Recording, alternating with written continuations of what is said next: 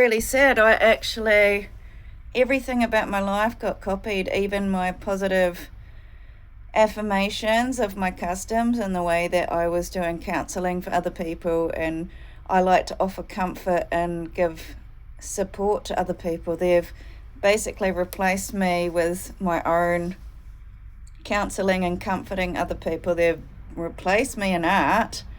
The thing is I've got a pinch ever since I was in that tent in Remuera. I've got a pinch at the top of my brain that's pinching my nerve, and in my ears and in my stomach. And so basically every part of my whole life has been copied, and I deserved to be that identity. Like, that's who I was. They've stolen my whole identity.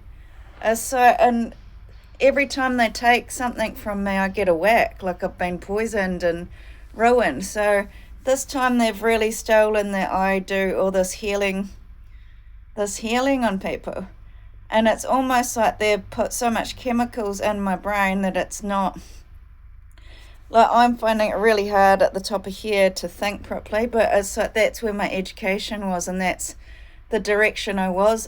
Like, all my work was to do with healing other people in the direction that they wanted to go in. And that's why I guess when I found Christianity, I still don't really see tarot as a tool of the devil, because the people that I talked to weren't really about sort of telling the future. It was more about healing things and talking to people from the other side.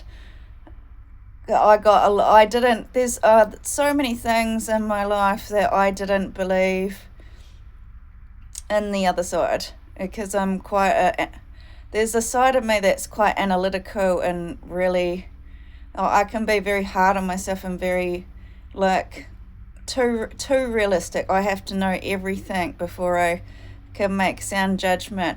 So in this case, this woman blew me away. Jacqueline, she had lots of messages from my grandfather, and I just about fell off my chair, because some of the things she said was really crazy. That's when I knew that she was really talking to somebody, because she knew, like, really weird things. Like, my car had a muffler problem, and I had decided I didn't want to spend like $600 on a whole new muffler. I wanted to just bog it up for like $200 or something. And she said that she just was cracking up laughing, and she said my grandfather that is there, like, nodding his head, like saying, like, piece of crap car, get rid of that car, it's a liability, you don't even waste your money fixing it, just get rid of it, stop wasting money on this crap.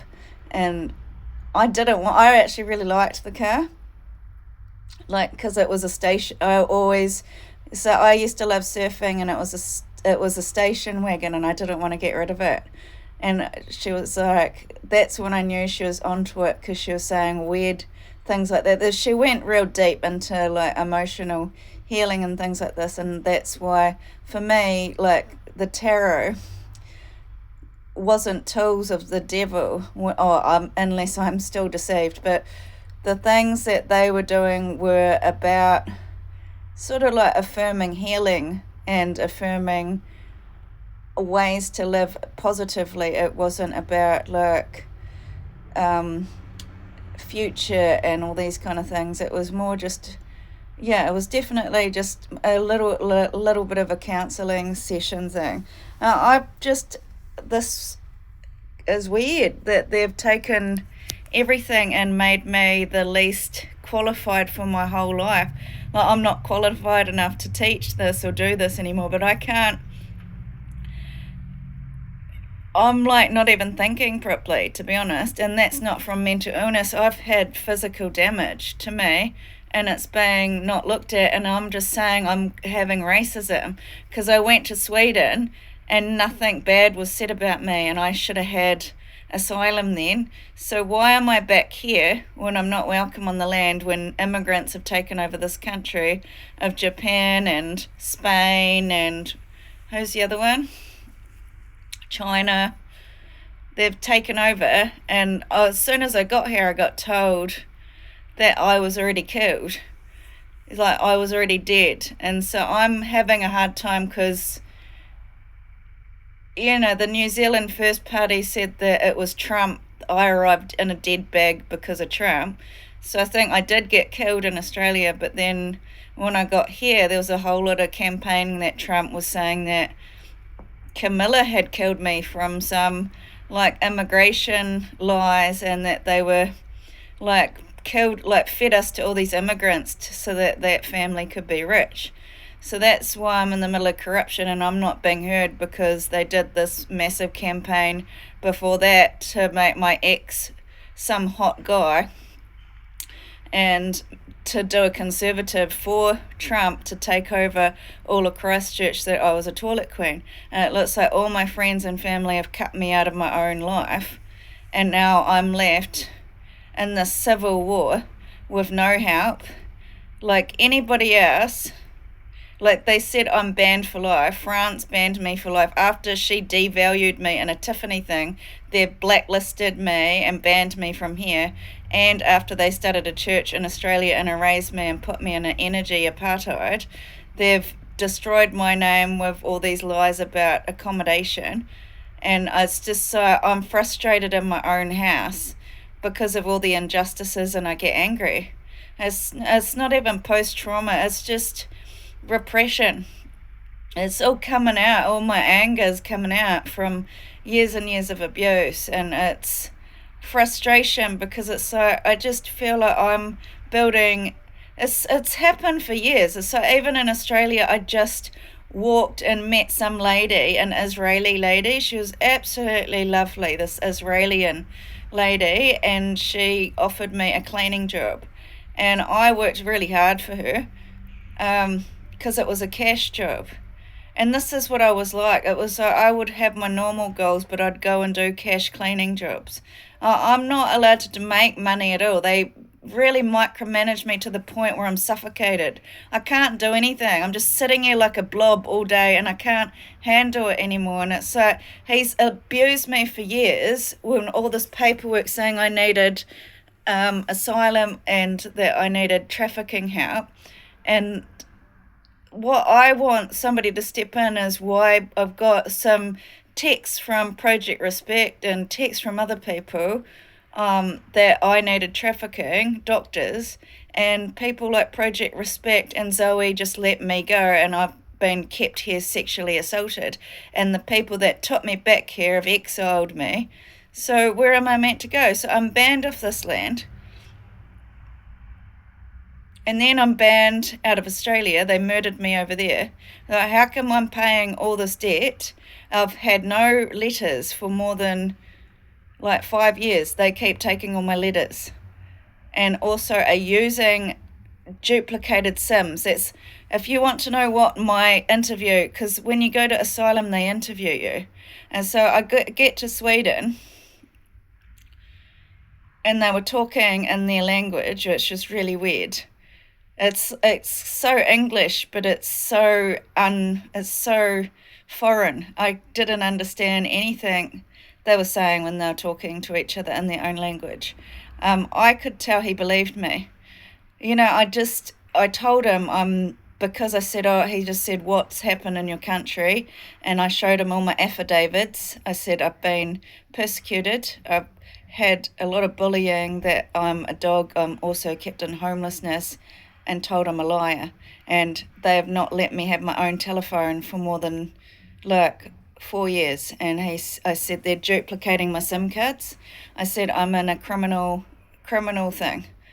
And he just said, oh, yeah, I believe you. Actually, I already know about all that stuff. And I said, what do you mean that stuff? And he goes, oh, the crime of duplicating SIM cards and bombing people and fraud.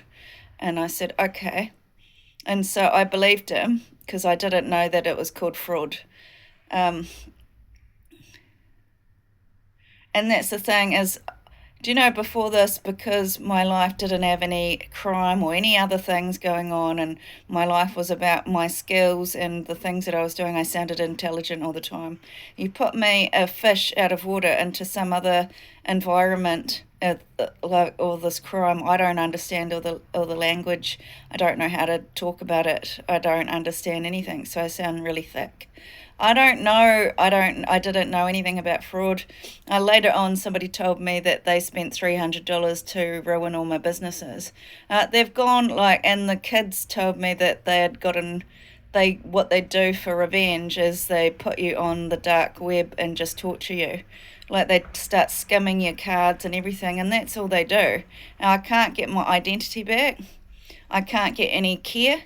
For some reason, they've been making these systems where I'm not allowed care, social rights. That's a big part of who I am as a person. That's my identity, is having social caring connections. And they seem to be erasing that for me, and it's upsetting for me. Because I didn't just spend my life turning it around so that I could be happy. And a big part of my happiness was putting in care to people that needed it. I don't like that's the thing. It's so I went from a life of just being about making money to having meaning of why I'm here. And it was, I needed a purpose that made me happy. My heart and my sense of belonging is about being around people that needed the help and needed the tools. And I'm not just a fool. I wanted to help people that needed it and give them the tools. Like, what's that quote? Teach a man to fish and you'll feed him for a lifetime. Something like that. So, yeah. Actually, in January, they told me I'd lost everything and to get out and go to Canada. But I haven't heard, have I? I've just still been sort of like really harmed from 6 months ago, and I think I have a right to know why my heart's being banned and why they're working hard overtime in all these institutes to ban me, and where that's my work and my knowledge.